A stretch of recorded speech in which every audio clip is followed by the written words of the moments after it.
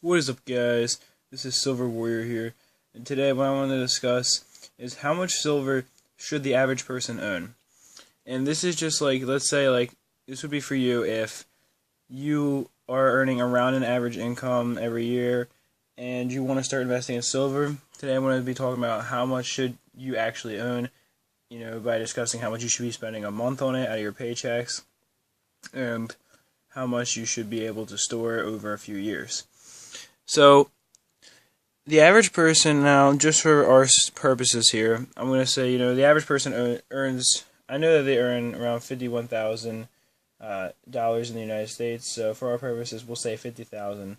That's what the average person earns, because really, when you think about it, the currency's, it's average for the entire U.S., so in certain areas, it's going to be a lot different than others, so we'll just go with a baseline of $50,000. So let's say that's what you're earning a year, okay? Now, you're going to have to pay your bills, obviously. That comes first. So let's say each month, right, you're making a little bit over $4,000 every month if you're making $50,000 a year. Now, what this is going to mean is that a large chunk of your paycheck is going to go to bills. I guess it depends on whether, of course, you live in a house or an apartment. But if you have a 30-year mortgage on a house that was decently expensive, that's going to cost you a considerable amount of your paycheck, of your $4,000 a month paycheck. And then you also have to consider the fact that you're going to have regular things such as grocery shopping.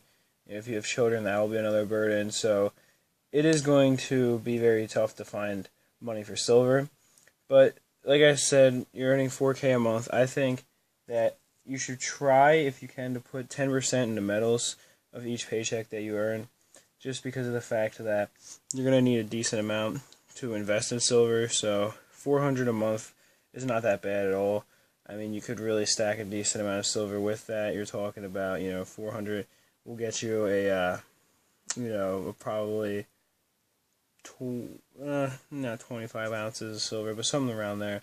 Because the price is around $17.50 right now, maybe 1730s area. So, you can get not quite 25 ounces, probably a little bit less than that, which is definitely not a bad amount to be getting each month. And if you save for a few months, you could buy a really high value coin. You save $400 over a few months, and maybe for $1,200 you could get something really nice. Definitely you could get a really good coin with that kind of money.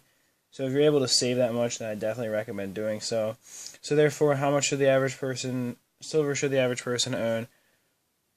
And I'm going to say, base it on the fact that it should be 10% what you're spending of each paycheck. So over 2 years, maybe, the average person should own, assuming that they can buy 20 ounces of silver each month. Over a few years, they should own around 480 ounces, is what I would say. And I think that that's a decent amount. I really think that's the most you should be spending if you're earning only $50,000 a month, or $50,000 a year. $50,000 a month would be a lot. Now, $50,000 a year, I'd say that's probably what you should do. But that's just my thoughts on it. Let me know yours in the comment section below. That's it for this one. Peace, love, and much respect.